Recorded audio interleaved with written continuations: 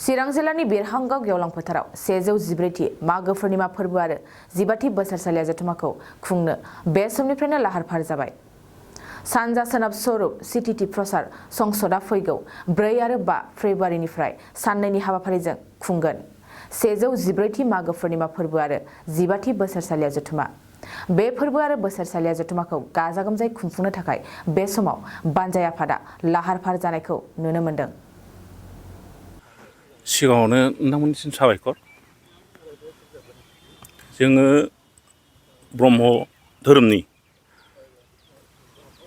मोनसे फुजारि, जोङो माने धर्मजों सोलिनाय जों सासे सुबुं आरो दा जोंनि पुर्ब पुरुषनिफ्राय जों मोनथिबोनायनिफ्राय जिहेथु जोंनि आइ आफाया जोंखौ जोंनि मोजां बा ओनसोलनि मोजां सुबुं माहारिनि मोजांनि थाखाय जिथु अरखौनो दहाय होनानै जुदि जोंखौ मोजां खामना खालायबोदोंबा आरो बिनिनो सायायाव जोङो दिनै जोंनि बिरहांगाव ओनसोलाव मोनसे बे धोरोमनि मोनसे जिथु मागि पुर्णिमाजों सोमोन्दो लाखिनानै 25थि जि स्वरूप स्थितिनि जे मोनसे कनफारेन्स जोंनो बिरहांगाव ओनसोलाव मोनसे बार्डेन हरदों।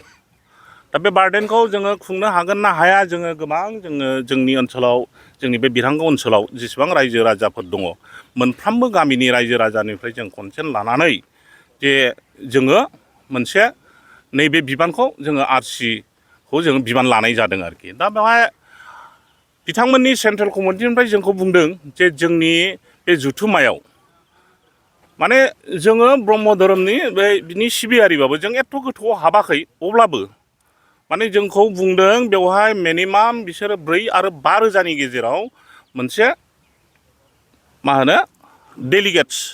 डेलिगेट्सफोर नुजाफैयो होनदों आरोखि। दा बे हिसाबै जोङो प्रिपारेसनखौ खालायदों। बेवहाय बोथिथाम ओंखाम जानाय जागोन 14 थारिख आरो बिनि मोना आरो 15 थारिख बेयो बेलासिसिम।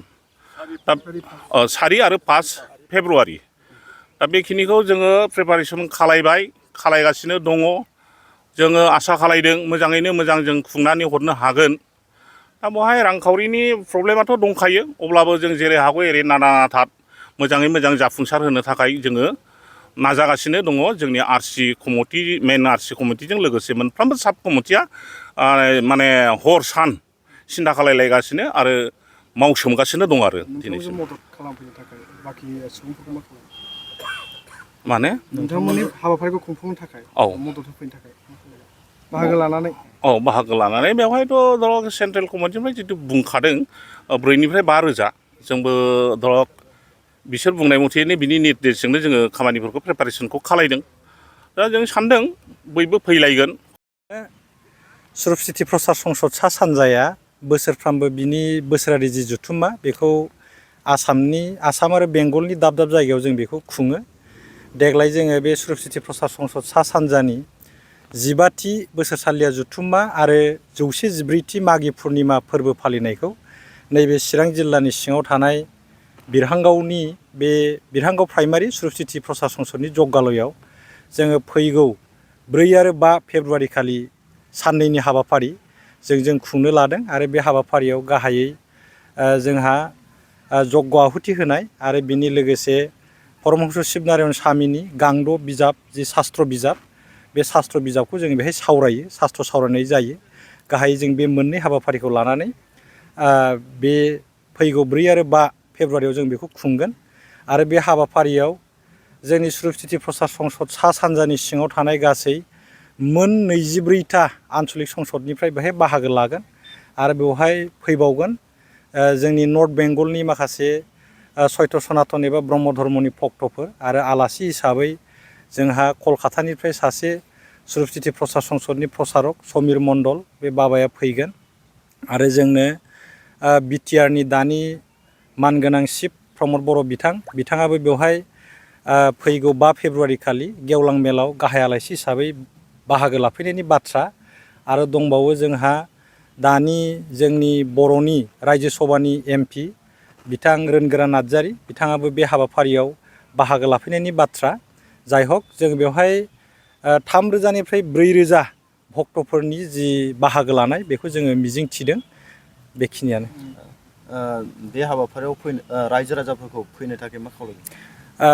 बे हाबाफारियाव आङो सिगांनि बोसोरफोरनिख्रुइ एबार नैबे 4 आरो 5 फेब्रुवारियाव जि जानो गोनां जोंनि सुरुप सिटि प्रसार संसदनि 15थि बोसोरसालिया जुथुमा सिगांनिख्रुइ जाहाथे एइबाराव बांसिनै दले बले फैनानै जाहाथे बयबो बाहागो लाफैयो। मानसि हिसाबै जोंहा थैनानै थांनायनि उनाव बेवहाय जोंनि जि आत्मा बे आत्माया जे स्वरूपाव स्थिति जानांगौ आरो बे हिसाबै जोंनि शास्त्रआव बोसोन दङ जे माने जोङो मानसि मात्रयैनो पारमार्थिक आरो बेबहारिक बे मोननै हाबाखौ जोङो मोजां रोखोमै मावनांगौ समान समानै।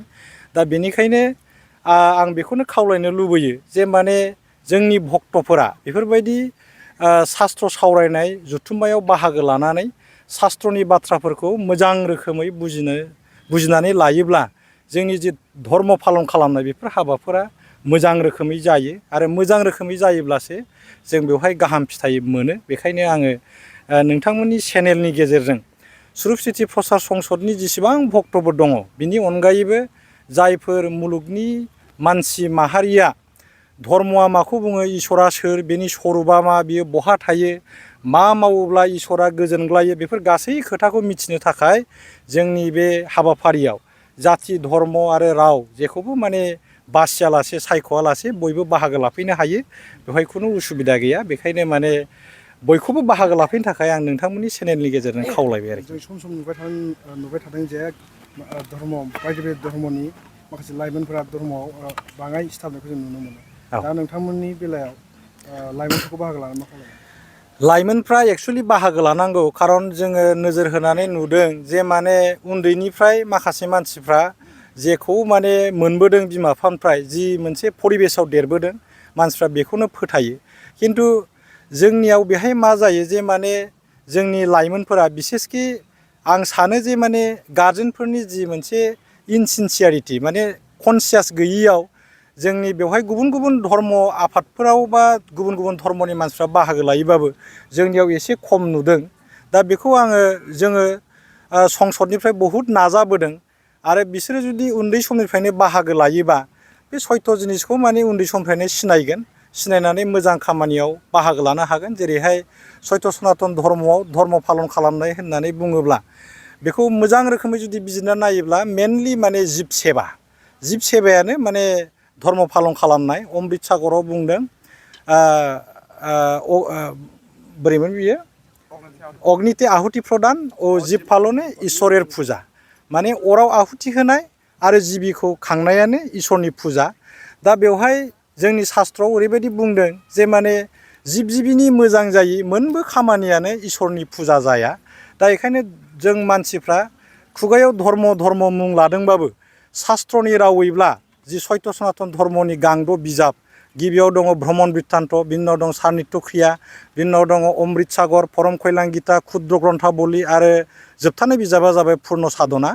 बे गांद' बिजाबनि जि फोरोंनाय बे फोरोंनाय मथे प्रथमावनो जों गासै मुलुगनि मानसि जाथिया जाहाथे जिबिफोरा बेमार आजारनिफ्राय बारग'यो बिनि थाखाय माने गिबियावनो बे बिश्व ब्रह्माण्ड मुलुगखौ साखोन सिखोन लाखिनांगौ।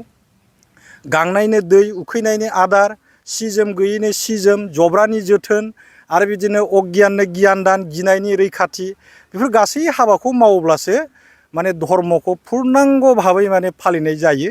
आरो बेफोर गासै खोथाखौ माने बिजिरनानै नायोब्ला जोबथारनायाव फैयै फैयै माने जिब सेबायानो माने ईश्वरनि फुजा बेबायदि आरो। बेफोरनि गियानखौ जों बेहाय होगोन। आरो जोंहा प्रसारकफोर दङ मिरु संसदआव। जोंहा थांनाय जि माने सिगांनि जि बिबान संसदनि जि आफाद बेवहाय जोंहा 6 प्रसारकफोर दङ। बेनि लोगोसे पारमार्थिक नायक, शास्त्र नायक, बेबहारिक नायक बिथांमोन दङ।